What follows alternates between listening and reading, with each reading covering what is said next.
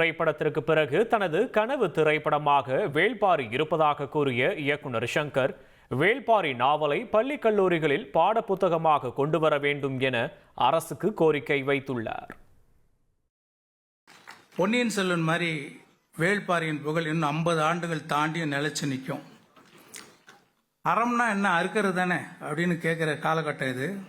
அறம்னா என்ன, எத்திக்ஸ்னா என்ன, வேல்யூஸ்னா என்ன, இயற்கையோட இம்பார்ட்டன்ஸ் என்னன்னு இந்த ஜென்ரேஷனுக்கு புரிகிற மாதிரி பிடிக்கிற மாதிரி எழுதியிருக்கார் சு வெங்கடேசன் அவர்கள்.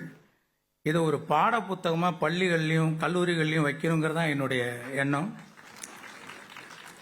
இதை தான் குடும்ப சொத்தாக பொக்கிஷமாக பாதுகாத்து ப்ரமோட் பண்ணுற ஆனந்த விகடன் நிர்வாக இயக்குனர் திரு சீனிவாசன் அவர்களுக்கும் ஆனந்த விகடன் குழுவினருக்கும் எனது பாராட்டுக்கள். இன்னும் பல லட்சம் பிரதிகள் விற்க எனது வாழ்த்துக்கள். அற்புதமான ஓவியங்களை வரைஞ்ச மணியம் செல்வன் அவர்களுக்கும் எனது பாராட்டுகளும் வாழ்த்துக்களும். முதல்ல என்னோட கனவு படமாக இருந்தது எந்திரன்.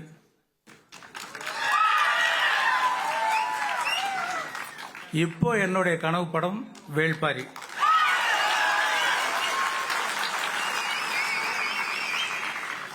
எப்போ ஒரு பெரிய படத்தை எடுத்தாலும் இது சந்திரலேகா மாதிரி பிரம்மாண்டமாக இருக்குன்னு சொல்லுவாங்க. ஆனால் உண்மையிலேயே சந்திரலேகாவோட ஒப்பிடுற மாதிரியும் அதுக்கும் மேலேயும் ஒரு படமாக வேள்பாரி வரும் நம்புகிறேன். எஸ்எஸ் வாசனையா இருந்திருந்தாங்கன்னா அவங்களே இதை ப்ரொடியூஸ் பண்ணியிருப்பாங்கன்னு நினைக்கிறேன். ஏன்னா இதில் அவ்வளோ ஸ்கோப் இருக்குது. Performance, photography, music, lyrics, dialogues, art direction, costumes, action, choreography, VFX, சவுண்ட்ஸ்ன்னு இன்னும் புது புது டெக்னாலஜி அறிமுகப்படுத்தக்கூடிய கதையாக இருக்குது வேள்பாரி.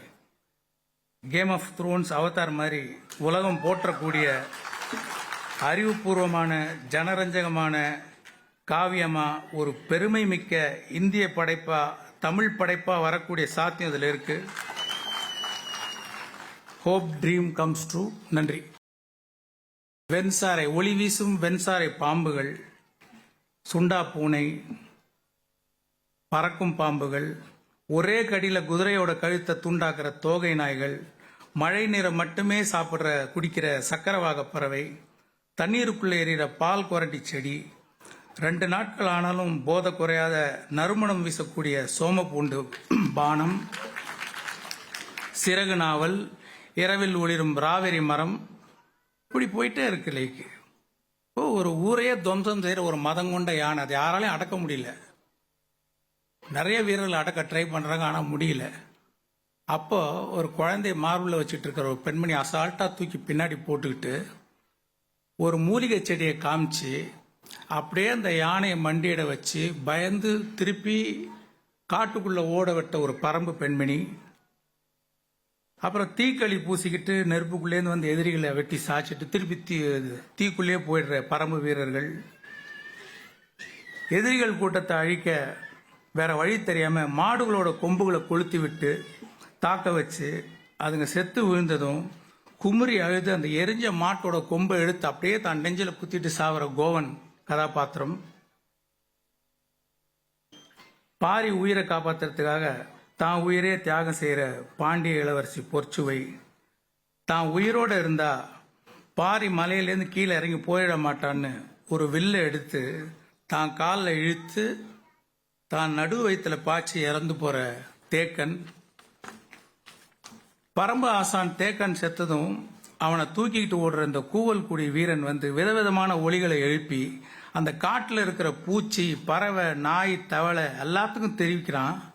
அதுங்க அத்தனையும் சோகத்தோட ஒரே நேரத்தில் குரல் எழுப்புறது அற்புதமான ஒரு இடங்க. இந்த மாதிரி நான் எங்கேயும் வந்து கேள்விப்பட்டதும் இல்லை, படித்ததும் இல்லை.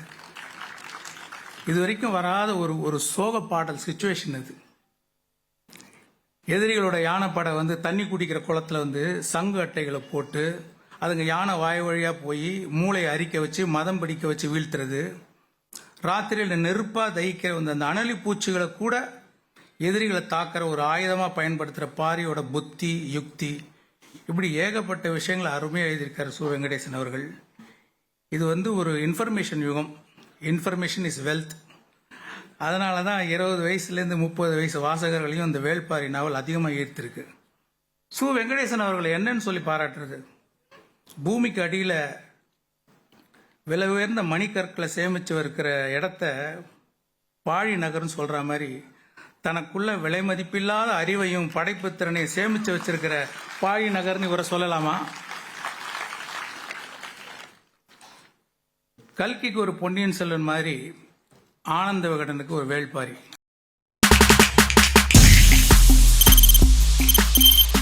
தவிர்க்க முடியாத தம்ப்நெயில்ஸ், கலக்கலான கண்டென்ட்ஸ், சினிமாவும் சீரியஸ் பிரச்சனைகளும், பல வருடங்கள் தளபதி இடைவெளி விஜய் படத்துல பெரிய கலகலப்பும் கைகலப்பும். Me too love you thank you அவருக்கு அந்த மாஸ் ஏத்துறது தேட்டர் தெரிக்குதுனாலே டன்னு தான். பிரேக்கே இல்லாமல் பிரேக்கிங் நியூஸ் சொல்லும் தந்தி டிவி ஆப். இன்ஸ்டா தலைமுறை வரை இறங்கி அடிக்கும் தந்தி டிவியின் டிஜிட்டல் எக்ஸ்க்ளூசிவ். அது தண்ணிக்குள்ள போகும்போது ஹேங் ஆயிடுச்சு. உங்களுக்கு விஜய் சார் எந்த அளவுக்கு ரொம்ப பிடிக்கும்? Of course, Malayalis are huge Vijay sir fans. ரெண்டு பேருமே ரொம்ப பிடிக்கும் எனக்கு. தந்தி டிவி ஆப்பை இலவசமா டவுன்லோட் செய்யுங்க. ஃபாலோ பண்ணுங்க, சப்ஸ்கிரைப் பண்ணுங்க, என்ஜாய் பண்ணுங்க.